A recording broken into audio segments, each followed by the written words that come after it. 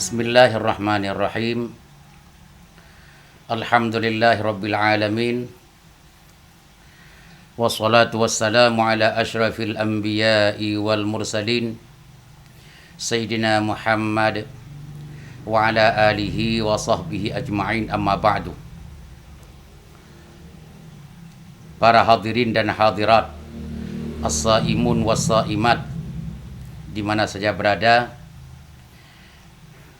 nasabbah alaikum.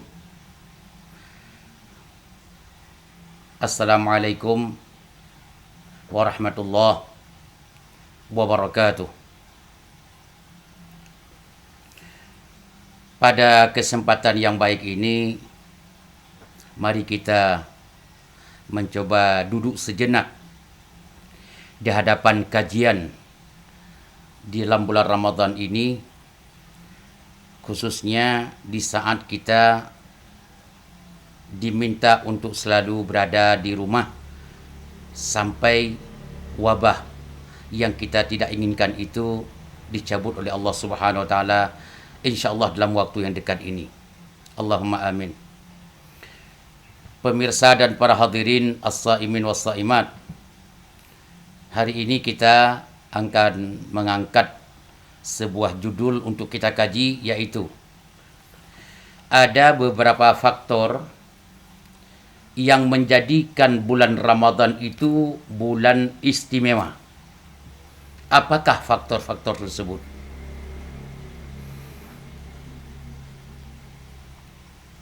Salah satunya, faktornya adalah sangat terikat bulan Ramadan ini dengan kitab suci, di mana kita paham bahwa firman Allah Subhanahu wa taala dulu dasarnya tidak dalam bentuk Al-Qur'an yang kita lihat sekarang. Tidak dalam bentuk Al-Qur'an yang kita pegang sekarang. Tetapi firman Allah itu termaktub di Lauh Mahfuz sebelum Al-Quran itu diturunkan oleh Jibril kepada Nabi Muhammad. Quran itu ada di Lauh Mahfuz. Pertanyaannya, perpindahan Al-Quran dari Lauh Mahfuz kepada Nabi Muhammad, apakah langsung? Jawabannya tidak. Terus bagaimana? Allah Subhanahu wa taala, Quran, firman Allah itu dalam di Lauh Mahfuz itu diturunkan dulu ke tahap pertama, yaitu namanya Sama'id Dunya. Mendekatkan ke proses penurunan selanjutnya kepada Nabi Muhammad. Itu Sama'id Dunya.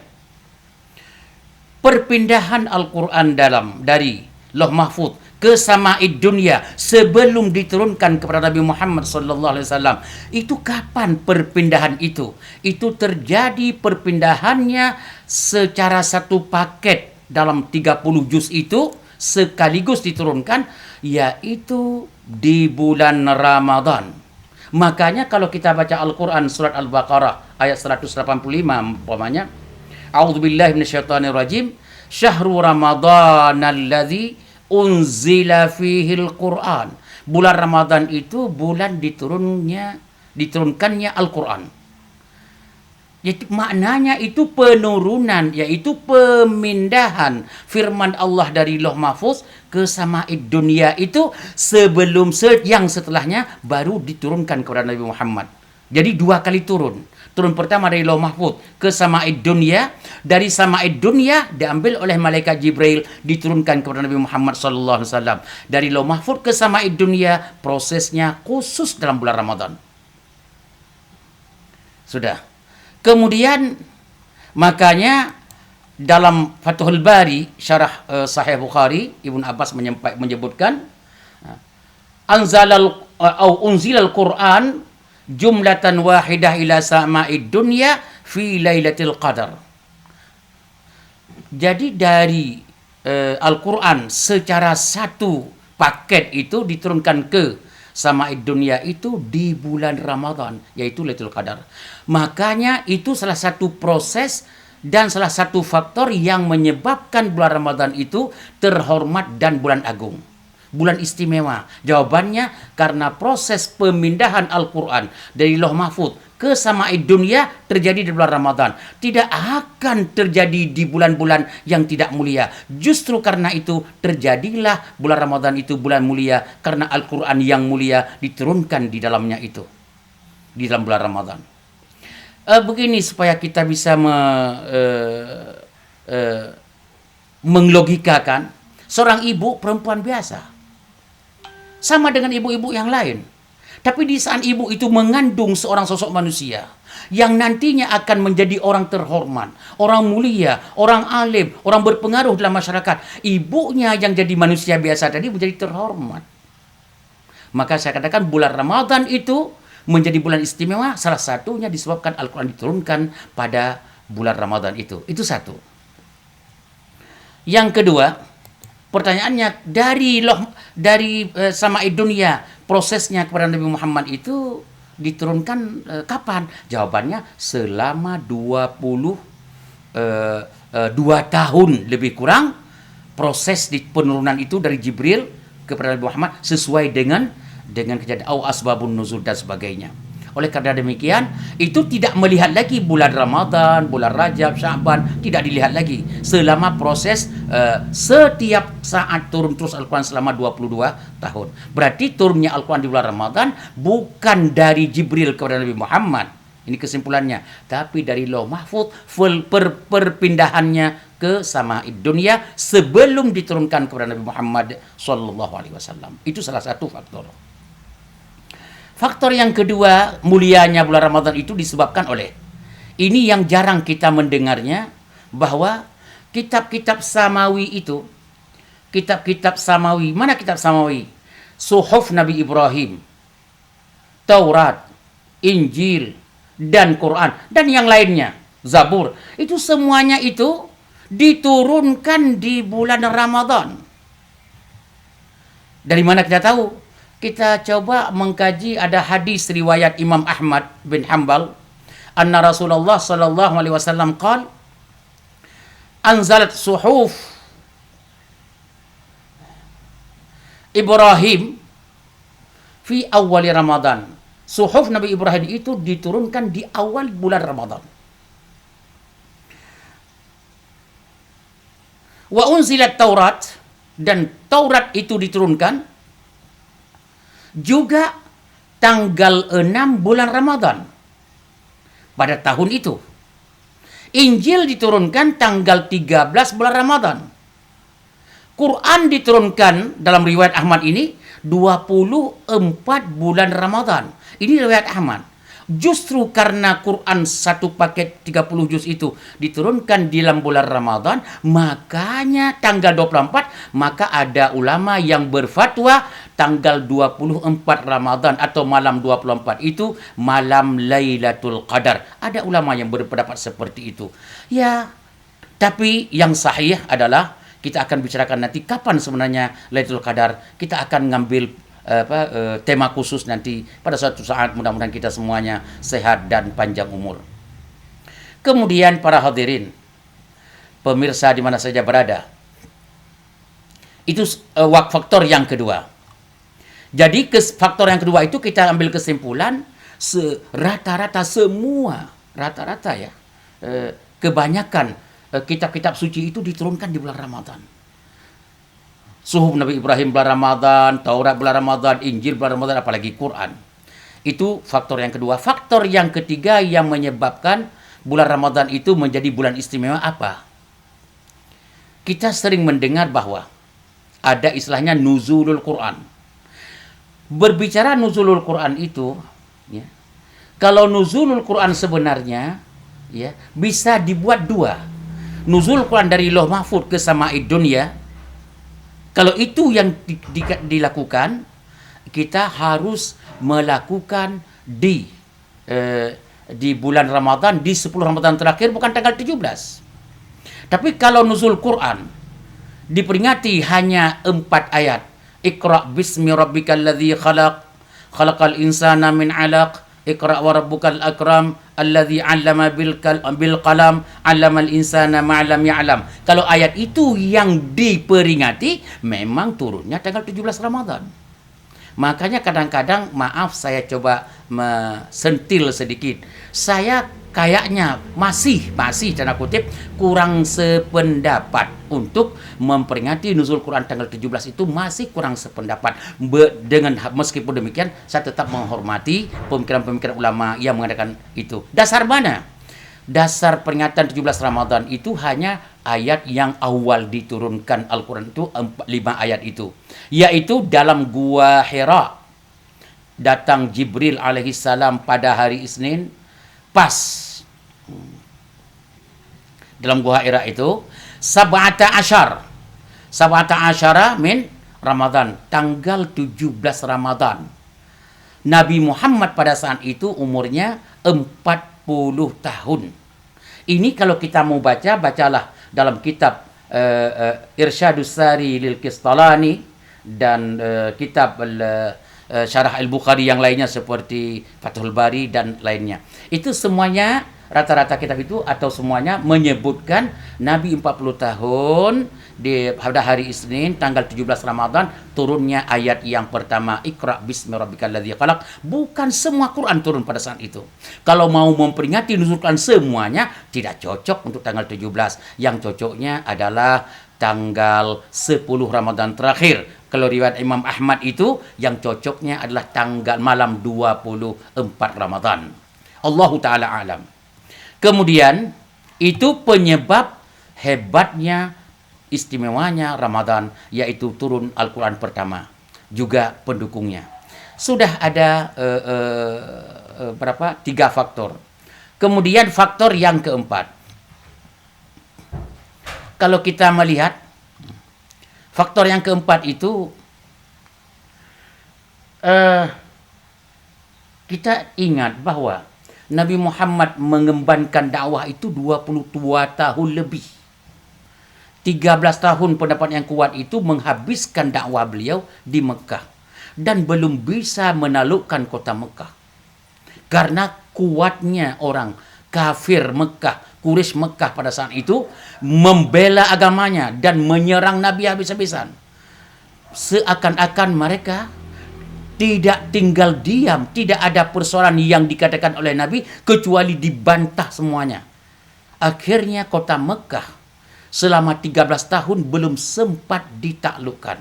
Sampai di Madinah Rasulullah SAW, beliau di Madinah 10 tahun, sudah 8 tahun belum bisa menaklukkan kota Mekah. Kota Mekah masih di dalam wilayah kekuasaan orang musyrikin Mekah. Nabi Muhammad SAW hanya tinggal 2 tahun lagi, lebih kurang meninggal dunia, wafat. Mekah, Ka'bah masih dikuasai oleh kafir Quraisy pada saat itu. Apa yang terjadi? Alhamdulillah dengan izin Allah. Ya, dengan izin Allah. Nabi Muhammad SAW membuat penaklukan kota Mekah pada tahun 8 Hijriah. Di bulan Ramadan.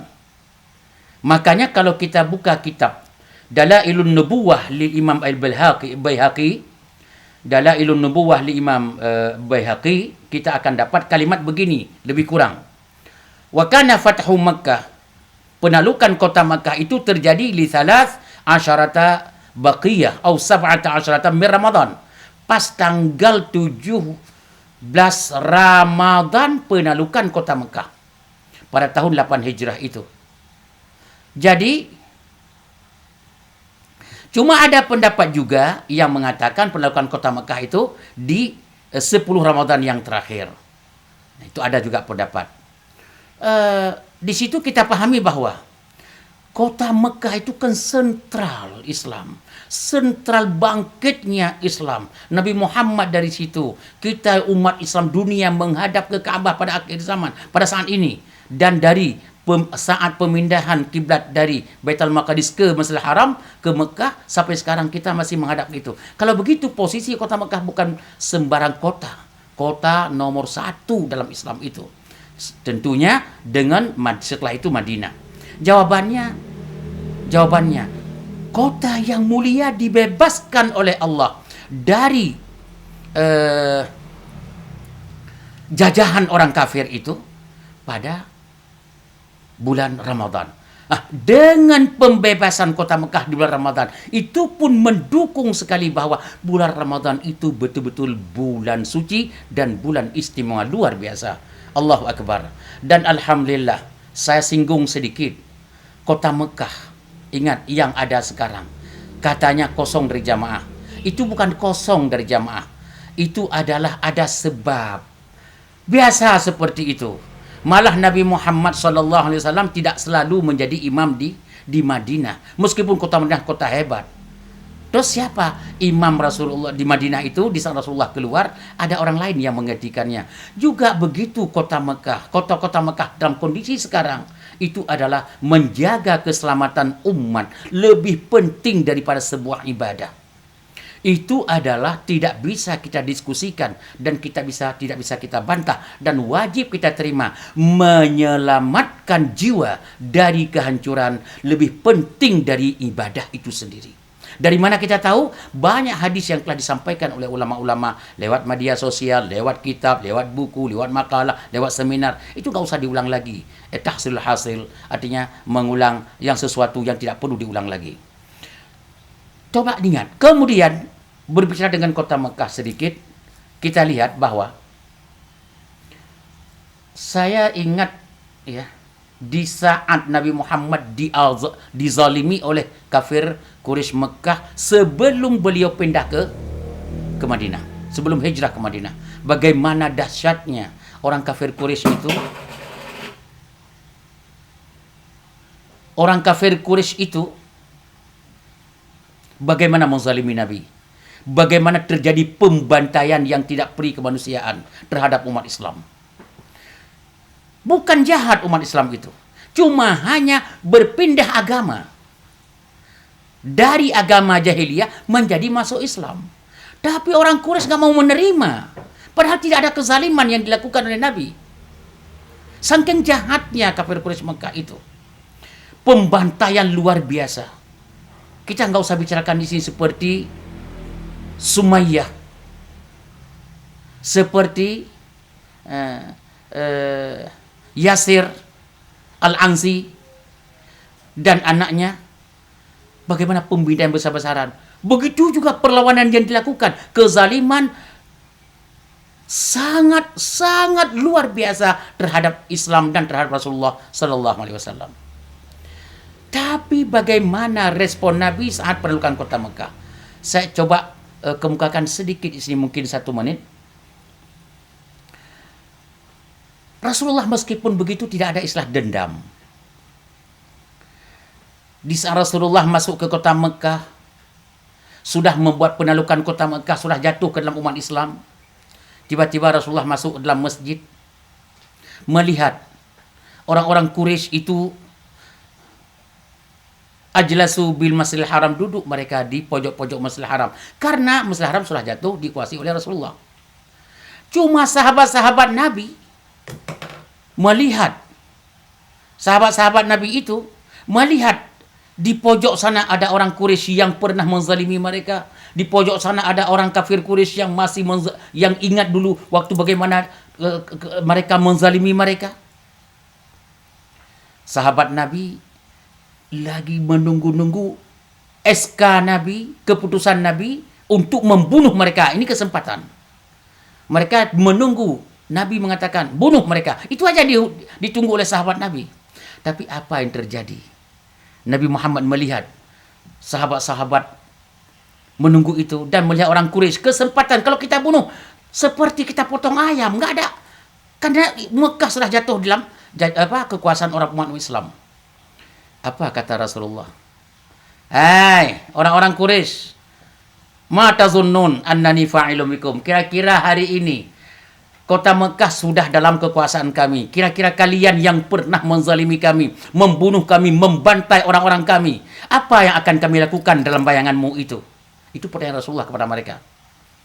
Jawaban orang-orang kafir Quraisy itu, khairan ya Rasulullah, khairan ya Muhammad, akhun karim wa ibnu akhin karim. tentunya kamu akan berbuat baik kepada kami, engkau saudara kami, engkau keponakan kami, sepupu kami. Itu jawaban mereka, berarti sudah takut banget. Padahal tinggal dibunuh saja mereka kalau melihat kekejaman mereka untuk terhadap umat Islam sebelumnya. Akhirnya apa kata Rasulullah? Saya ingat kalimat Nabi Yusuf alaihissalam, la tasriba alaikumul yaum. Tidak ada keganasan, tidak ada pembantaian kepada kalian. Meskipun kalian menzalimi saya bertubi-tubi, bertahun-tahun engkau zalimi saya dan sahabat saya, tapi tetap saya tidak akan menzalimi kamu. Lihat Yusuf alaihissalam, bagaimana saudara-saudaranya membantai Yusuf, melempar dalam sumur, dan macam-macam dilakukan dan dibohongin orang tuanya oleh saudara-saudara Yusuf. Tapi Nabi Yusuf tidak mengatakan la tasriba alaikumul yaum. Hari ini tidak ada pembalasan terhadap kezaliman yang pernah kamu lakukan. Karena begitu, ingat kalimat itu, saya katakan kepada kalian wahai kafir Quraisy Mekah, idhabu wa antum tulaqa. Keluar dari Masjidil Haram, kamu bebas, tidak ada akan kami sentuh darahmu setetes pun. Luar biasa, Allahu Akbar. Itulah Nabi Muhammad sallallahu alaihi wasallam. Itu yang 4 poin yang kita ingin sampaikan. Cuma kalau mau melihat kebaikan Rasulullah juga, ini kita ngomong kebaikan, mudah-mudahan kita dalam bulan Ramadan ini dapat menambah keimanan kita untuk lebih baik masa depan dalam hidup kita. Lihat karena Nabi Muhammad SAW luar biasa. Makanya dalam Al-Quran disebutkan wa kana bil mu'minina rahima. Nabi Muhammad itu kalau ketemu dengan orang-orang sesama mukmin sangat kasih sayang. Ya. Dengan orang kafir saja begitu muncul kasih sayang, mengedepankan kasih sayang, apalagi dengan sesama beriman. Ada sebuah hadis yang agak sedikit aneh, ya. Diskusi antara sahabat Nabi yang mungkin ya belum mengenal Nabi secara dekat dengan Rasulullah SAW. Apa yang terjadi? Kita lihat di dalam riwayat Imam Bukhari, anna rajulan ja'ahu fasa'alahu ayya'tiyahu syai'an. Ada seseorang datang kepada Nabi untuk meminta sesuatu untuk diberikan kepadanya oleh Nabi. Begitu diminta kepada Nabi sesuatu oleh laki-laki itu, kata Rasulullah, ma indi syai'un, maaf saya tidak ada yang sesuatu yang saya miliki yang saya berikan. Kalau istilah kita, saya nggak punya uang ya, maaf. Lakin ibta' alayya. Jadi kalau misalnya kamu bisa menjual sesuatu kepada saya, fa idza ja'ana syai'un qadaitu, nanti kalau ada sedikit rezeki, nanti dapat mudah rezeki, saya akan kasih uang kepada kamu. Kata Umar langsung nongol. Ya Rasulullah, qad a'taituhu. Saya sudah sering berikan kepada dia ya Rasulullah. Fama kallafakallahu ma la naqdir alaihi. Jangan sampai kita membebankan diri kita gara-gara orang ini. Wah, Umar mau dilawan. Oh, udah sering saya berikan. Ini orangnya minta melulu. Jangan kita bebankan diri kita. Nggak usah ngasih. Kalau istilah kita, bahasa Betawinya, kakak usah ngasih. Tiap hari saya kasih. Nah, kata-kata Umar itu, melihat hadis ini, riwayat Imam Tirmizi, Rasulullah melihatnya kurang berkenan bahasa Umar itu. Agak tanda kutip kasar. Makanya, fakariha Rasulullah qaula Umar. Rasulullah tidak berkenan. Faqala rajulun al-Ansari, ada temannya, orang itu dibawa temannya. Katanya, ya Rasulullah, damai-damai sajalah, anfiq wala takhsha min dzil arsy iqlalan. Tolong berikanlah kepada orang yang butuhkan, jangan takut miskin, Tuhan kaya kok. Itu teman orang itu yang mengatakan. Di situ apakah Rasulullah marah, merasa digurui oleh orang itu? Allah, fatabassama farhan, ketawa senyum Rasulullah karena bahagia. Apa? Biqaulil Ansari, dengan kata-kata Ansari. Apanya yang bahagianya? Ansari itu percaya dan beriman kepada Allah, bahwa Allah itu gudangnya harta, gudangnya kekuasaan, dan rezeki dari Allah tidak akan habis. Itu yang bahagia Rasulullah, senyum. Di sini kita pahami singkat bahwa Rasulullah luar biasa. luar biasa rahmatnya. Itu ya. Kemudian kita juga tahu bahwa sebagai penutup kira-kira 2 menit lagi ya kita akan tutup dengan pertanyaan-pertanyaan sebelum kita berdoa.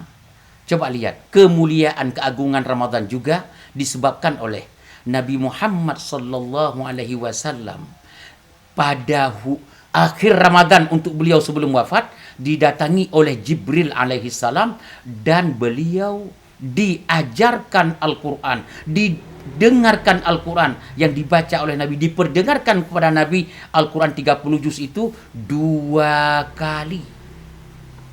Itu Ramadan terakhir untuk Rasulullah.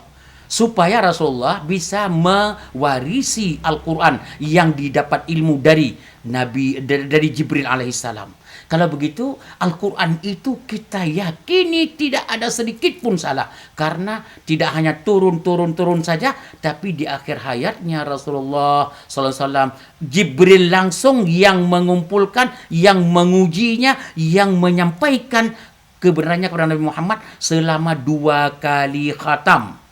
Luar biasa, Masya Allah. Pada akhir Ramadan, di mana setelah itu Rasulullah wafat dan meninggal dunia. Disitulah itu terjadi apa? Di bulan Ramadan. Kalau begitu, pemantapan Jibril tentang keabsahan Al-Quran yang diturunkan kepada Rasulullah terjadi di bulan Ramadan. Di situ membuat bulan Ramadan itu bulan luar biasa dan bulan begitu istimewa. Sebagai penutup yang terakhir, di samping itu adalah Lailatul Qadar pun tidak ada di bulan-bulan yang lain kecuali di bulan Ramadan dan di bulan Ramadan sekali lagi dan di bulan Ramadan. Oleh karena demikian, para hadirin kaum muslimin yang dirahmati Allah Subhanahu wa taala,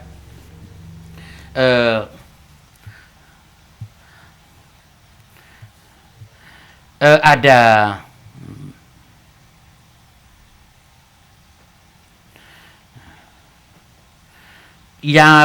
ada pertanyaan yang disampaikan oleh salah seorang pemirsa ini tentang Lailatul Qadar. Pertanyaannya, Ustadz, Lailatul Qadar itu periodenya sepanjang malam dari maghrib sampai fajar atau beberapa saat saja pada detik-detik yang dirahasiakan? Kalau ngelihat kepada hadis, Lailatul Qadar itu di malam. Ya. Makna saja Lailatul Qadri. Nah, Lailatul Qadri. Jadi itu malam. Terjadi dari, kalau saya melihat rujukan-rujukan yang saya pahami, dari awal maghrib masuk malam sampai sebelum fajar, itu Lailatul Qadar. Dan di mana saja negara itu malam, itu ada Lailatul Qadar. Cuma yang dirahasiakan itu bukan di malamnya itu, tapi malamnya. Paham? Mudah-mudahan mengerti bahasa saya ini.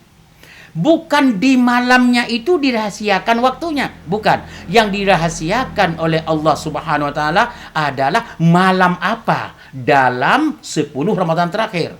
Makanya Rasulullah sallallahu alaihi wasallam ya, setiap Ramadan beliau begitu masuk malam 21 Ramadan, itu beliau sudah melupakan, hubungan dengan keluarga beliau, tanda kutip abaikan persoalan, tentunya persoalan nafsu dan sebagainya, beliau tinggalkan. Beliau duduk di masjid dan mengajak keluarganya masuk ke masjid untuk i'tikaf di masjid. Itu setiap saat beliau lakukan.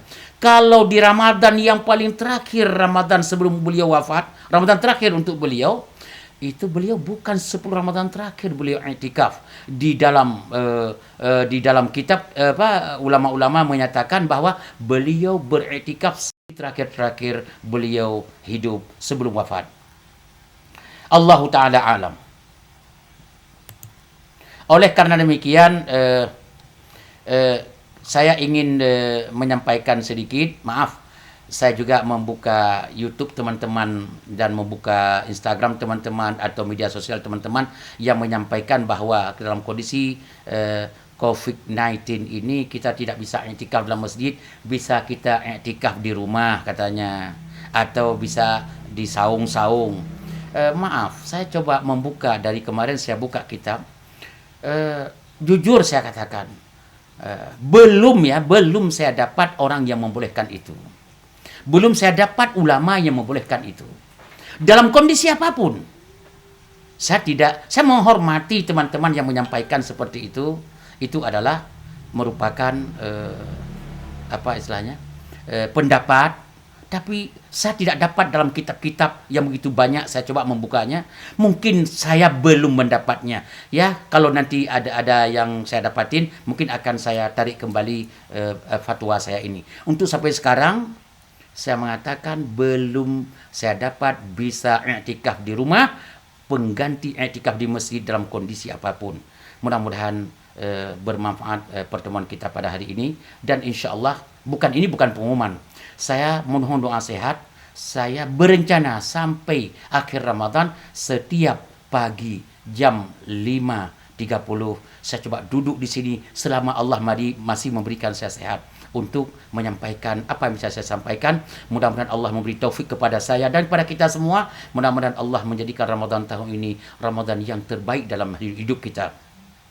Mari kita berdoa kepada Allah Subhanahu wa taala, mudah-mudahan Allah mengabulkannya.